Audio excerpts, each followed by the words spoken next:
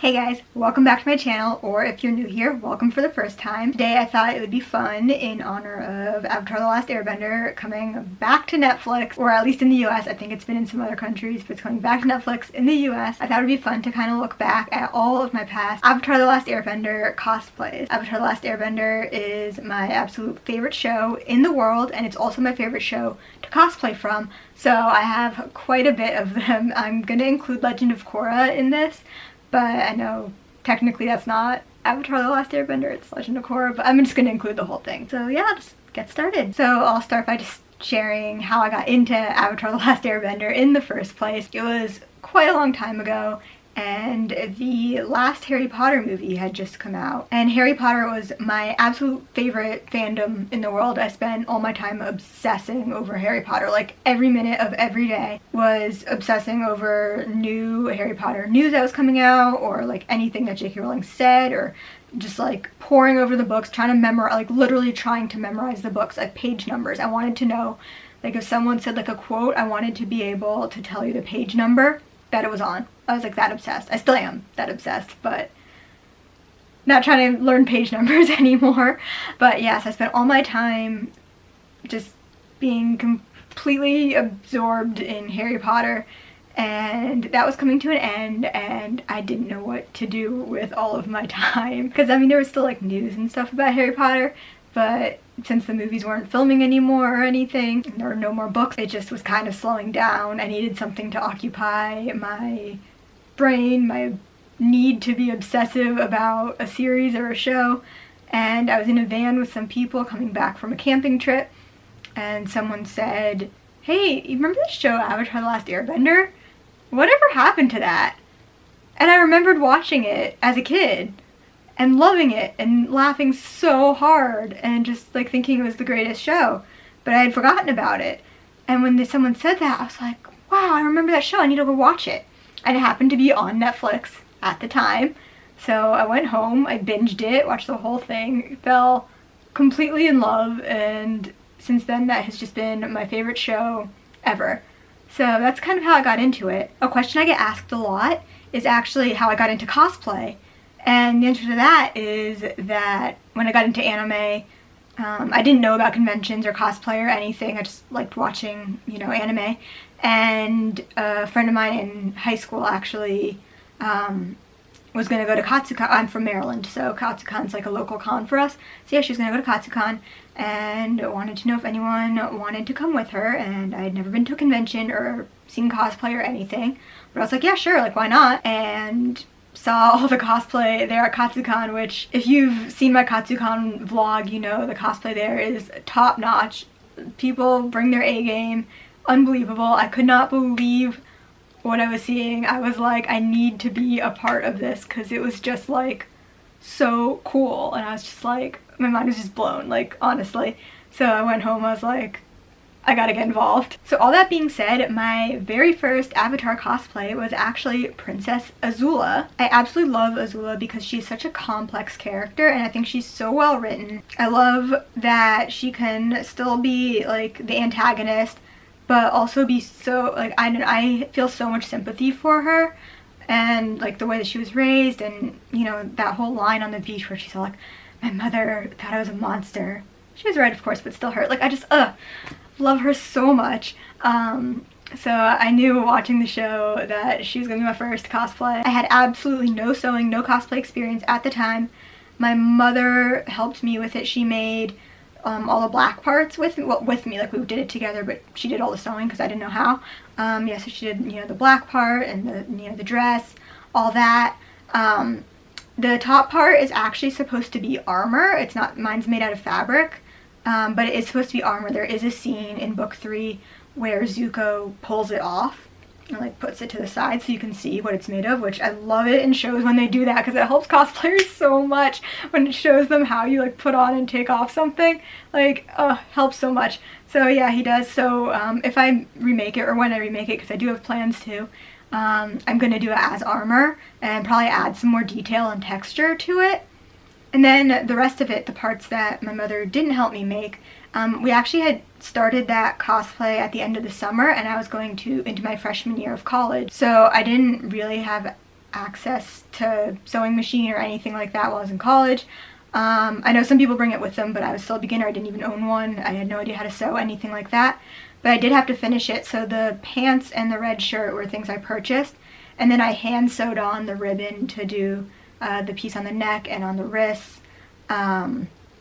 Everything like that, all those little details were literally sewn with the needle and thread sitting on the floor of my dorm. It was like the first thing that I'd like sewed. Yes, I was so proud of it. I just wanted to find as many opportunities to wear it as I could. I don't know, when I wore it, I just felt so confident and so good. And I remember wearing it to Katsucon actually that year, and people really loving it and, you know, stopping me to take my picture. That was the first time that happened, that people had stopped me to take my picture. I had actually cosplayed before that at different cons, but I hadn't worn Azula, I don't think.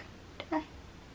I don't know. I just remember Katsucon and just feeling like on top of the world and feeling so good about myself, loving my cosplay. Looking back at it, there are a lot of things I would do differently now that I have more skill and have learned a lot. Number one is the hair.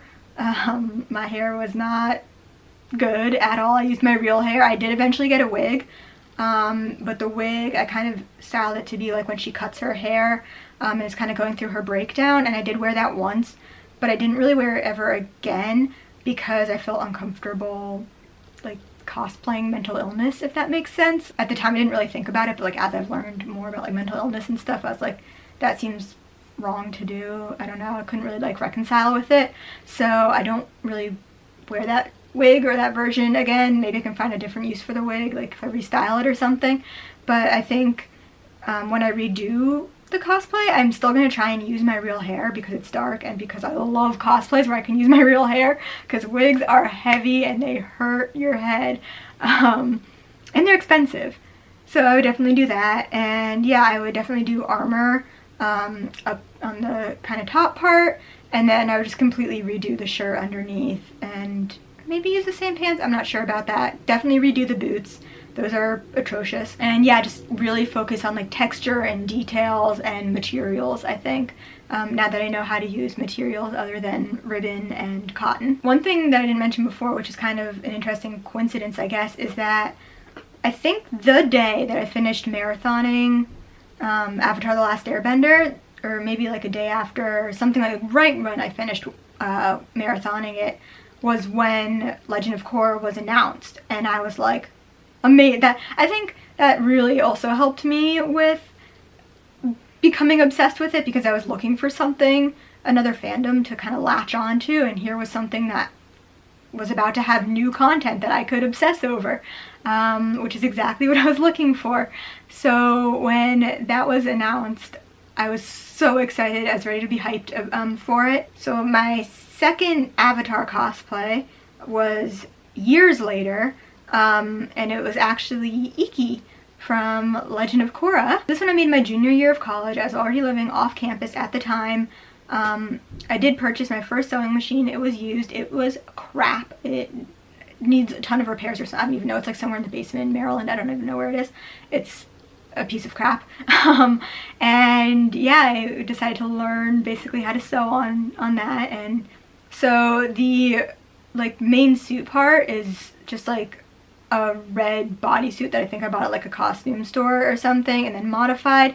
And then the sleeves and all the fabric pieces actually are pieces I found at Goodwill of different clothes and then sewed together. So for example, the gray and the red on the sleeves are gray and red sleeves that I cut in half and then sewed together, like a gray sleeve and a red sleeve, to make those, because I still didn't really understand, you know, patterning or anything like that. And again, like, you know, all the yellow stuff like that was literally just taken off of, you know, hems and stuff that I found at Goodwill. The only fabric that I purchased for it was the red for the wings, and that was purchased at like a small fabric store in Boston. I just probably wouldn't wear this one again. I do want to say that I did wear this one actually. This was my first Los Angeles cosplay. When I moved here to Los Angeles, I didn't know anyone and I needed to make friends. So I saw like that there were cosplay events in like Griffith Park and stuff, because they were doing meetups at the time. Kind of stopped with those. Yeah, so there were like meetups in Griffith Park, and this was the only cosplay that I had with me, or that I had at the time. So I put it on, went to Griffith Park, and some of those friends that I made that day 3-4 years ago, however many years ago, that I'm still friends with today. So that was really fun, and that was, I think, the last time I ever wore Iki, and probably the last time I will ever wear Iki. So after that we get to Toph, which oh my god, I love Toph so much. I love wearing Toph so much. She's such a fantastic character. She is so much fun to cosplay. Everything about her is just fantastic. This cosplay, however, needs to be thrown in the trash. It is a disaster. It is the first cosplay I ever sewed completely by myself. No parts of it came from Goodwill. No parts of it my mom helped me with. When I moved to LA, before I bought furniture, before I bought anything, I bought a sewing machine. That was the very first thing I bought because I was still determined. I was like, I'm gonna be a cosplayer. I wanna do cosplay. So I moved into this apartment. I had 2 suitcases, that was it. And I went to Target that day to buy some things for my apartment that I needed, you know, like utensils and such. And I wound up buying the sewing machine and sewing Toph. It took me a really long time to sew this cosplay. Now it would take me a couple hours. Back then it took me days. I was also working at the time, so I could only work at night, and Katsucon was coming up again. I was flying home to Maryland. I already knew that, so I was working towards a deadline, and I knew that I really wanted to have Toph done for Katsucon. I didn't know, again, about patterning, anything like that. Didn't know how to do it, so I was kind of just guesstimating. It's all, you know, cotton. It's not, there's no stretch to it at all. There's a lot of unfinished hems. There's a lot of frayed hems. There's all sorts of things with it. But I got it done. I brought it to Katsucon. People were really excited to see Toph. And then I had to get into Toph's low stance poses because she's an earthbender. She kind of has these poses that are very low to the ground, and my pants ripped right all the way down. They're completely ripped, and I could not believe it because I was at a con. I was not staying at the hotel at the con. I was staying at my parents' house, so I couldn't even go home. I just went into the bathroom and I safety pinned them together, and luckily the yellow part of the cosplay covers up the rip in my pants, and I kept wearing the cosplay. I eventually, you know, went home after the con, re-sewed the pants, wore it a bunch more times. I think I wore it to like WonderCon that year. I wore it to a bunch of Griffith Park shoots. I really had fun with that one. And then I kind of retired it as I was learning more skills and getting better at sewing. And it obviously is not a quality piece. It's not something that now I can really, it's not something that now really I think shows my skill level or that I would be proud to wear. However, I did wear it to Anime Expo last year to be part of an amazing avatar group that was so much fun. And of course my pants ripped again. So if you saw me at AX, fun fact, my pants were probably ripped. So that cosplay is completely done at this point. I do have plans to remake it. I just have to find the right fabric because green fabric is not super easy to come by. Even in the fashion district, to find the right shade of green that also has enough stretch that doesn't look like spandex or, you know, doesn't have that shine to it is kind of difficult to find. So I haven't quite found the right one yet. Obviously I can't be looking for it right now since we are on lockdown, but hopefully I will find the right fabric and just be able to really remake Toph and be able to do it at the level that I think I'm at now, and hopefully add some detail, and hopefully it will last through a con without me ripping in half. So from Toph, we'll move on to another Azula cosplay, which is beach version of Azula. This is from the beach episode in the 3rd book of Avatar: The Last Airbender, when Azula, Hailie, May, and Zuko all go to the beach, because you gotta have a beach episode. You just gotta, and it's one of my favorite episodes of all time. I love this episode so much. It shows so much character development. It's so much fun. It's also a little bit sad. Like, such a good episode. So Azula actually has 2 beach outfits. She has the one that she wears to the beach and the one that she wears to the party. This is the one that she wears to the party. This is not the one that she wears actually to the beach. But I had so much fun making this one. It was super quick to make. I actually do really still like this cosplay. I would definitely wear the skirt again. I don't think I would wear the top again. I think I would remake it a little bit better. I would make the belt a little bit sturdier, and I would also make the top gold part in foam instead of fabric, because I think hers is probably made out of metal rather than fabric. and I would want to reflect that. I also had fun wearing this, but no one really recognized the character. They all thought I was Jasmine from Aladdin, I think. I don't know any other Jasmine, but I don't see the... I don't know, I don't think it looks like anything Jasmine's worn. Correct me if I'm wrong, but I don't really get that. But I still had fun wearing it. I still got some fun pictures. I wore it to the beach, and I think I wore it to WonderCon as well. There was one WonderCon where I only did Avatar cosplays. I think that this is the one, and I think I wore Beach Azula one day. Okay, the next one's a fun one. This one is Old Lady Toph. I think there's a trend here of me cosplaying different versions of the same character. Oh my gosh, when Toph appeared in Legend of Korra, my heart stopped. That was actually a great day in my life too, because I actually saw that episode at New York Comic Con sitting next to Janet Varney, because like they all sat on the floor, and I was just like, can I sit on the floor with you guys? And they were like, sure. So yeah, I was sitting next to Janet Varney, and Toph came on the screen, and Janet Varney gasped because she filmed the episode a while ago, I guess, and kind of forgotten about what happened. I gasped, and I was just like, oh my god. I was so happy, so excited, and knew that I would need to one day cosplay Old Lady Toph. This was before I had even cosplayed Toph. I was still living in Boston at the time, and I was supposed to wear Azula that day, but I didn't for some reason. I can't remember why. So I wasn't wearing Azula sitting at the panel at New York Comic Con.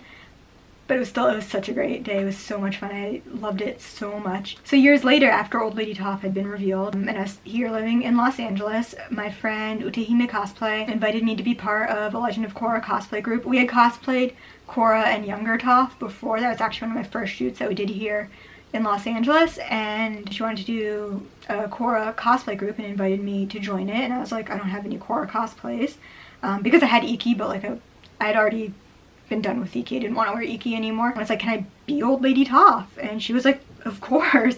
We got some really wild, hilarious pictures.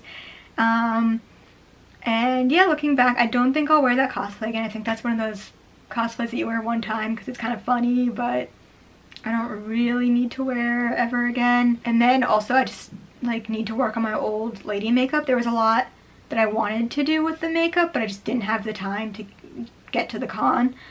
So I had to do it kind of quickly, and I definitely regret that because I think that there was more I could have done with it, and I could have gone farther if I'd had the time that morning. But it was really fun to wear. No regrets. And that was the last Avatar cosplay that I did for a while. I kind of switched gears a bit. I don't know why, but kind of stopped working on Avatar cosplays, kind of switched to, you know, focusing on other series. I was doing other cosplays, you know, meanwhile, alongside all these, but yeah, it kind of didn't do anything since then until this year when I decided to make Hailie. Hailie is just, I say this about like every character. I'm always like, oh, they're one of my favorite characters, but honestly I only cosplay characters that I like, so it's gonna happen. But yeah, I absolutely loved Hailie. I love cosplaying characters that smile. When you're in character and you're posing, if you're smiling, it's just gonna put you in a better mood. If I'm cosplaying a character that's like always glaring or looks kind of angry, I've noticed that it really affects my mood during that day, and I almost become a little bit grumpier. Whereas if I'm cosplaying a character that's smiling, then I'm really happy that day. So that's one of the reasons that I really love cosplaying Hailie. I also just think she is such a badass. She takes down like whole armies and just cartwheels away. She has such great lines. I just think she's so cool. So I decided to cosplay her. I made it. I forgot to add pockets. I always forget to add pockets to my cosplays. I definitely plan on wearing her a lot more. The only problem is the fabric that she's made of is a stretch material, which has to be because I learned from Toph, the pants are going to rip if it's not a stretch material and you're trying to do all these like bendy poses. So this one is a stretch material, but it doesn't seem to have good elasticity or something. It kind of isn't as skin tight anymore as it was when I first sewed it, which isn't a real big problem, but it kind of limits the number of times I'll wear it because I know that it's going to have a limited number of wears before it has to be remade. I also have more work that I want to do for it. I haven't actually made the like wristlets or anything that goes with it, or I think she has anklets too, and I want to add some kind of Velcro or fastener to the pink part on top because it tends to twist while I'm wearing it, which is super annoying. The wig is also really, really annoying. It's super heavy and it pulls back. The ponytail, it pulls back on your head, so It's constantly sliding. I basically have to hardcore pin it to my head, like really painfully pin it to get it to not move. And it's kind of really difficult to keep neat during the day. You can kind of see in a lot of pictures where I was pulling it forward, so it looks very messy and the bangs look very messy. So in the beginning of the day it looks great. By the end of the day it looks like absolute trash. I kind of solved that at Katsucon this year because I did pin it so hardcore to my head. But the first time I wore it at Anime Impulse, oof, it was giving me so much trouble. I could not wait to get that thing off my head. Oh my gosh. That being said, it is my current favorite cosplay and I do love wearing it so much. So funny story, I actually finished filming, uploaded it onto my computer, and realized I forgot one. So this one is kind of a weird one. It is a crossover cosplay, one of my only crossover cosplays I've done, and it is a crossover of Elsa and Korra. I did this one right after Frozen 2 came out because I don't know about you guys, but when I was watching Frozen 2, I was thinking, oh my god, Elsa's the Avatar. Like, were you not thinking it? They're all like, water, earth, fire, air. I'm the fifth one. I'm part spirit. And I'm thinking like, Elsa, you're the Avatar, but also you're the worst Avatar because you can only bend ice, which is like a third of one of the elements, right? Get it together. So when I was watching Frozen 2 for the first time, I came up with this and I thought it'd be fun. So I commissioned the top from my friend ACT Costumes. She's on Etsy, check her out, she's awesome. The rest of it I made myself. Went out, shot it, had a lot of fun. I don't think I'll wear this one again. It was kind of topical. Now that Frozen 2 isn't in theaters anymore, like, there's no reason to really wear it again. I don't know. But it was funny, it was fun. So those are all the Avatar cosplays that I've done in the past. Now let's talk about the future. I do have a bunch of plans to do more Avatar cosplays in the future because it's still my favorite show. I definitely want to do Tylee's beach outfits. I want to do both of them, both her party outfit and the outfit that she actually wears on the beach. Hopefully beaches open up hopefully, I don't know, but it'd be nice to do beach shoots again.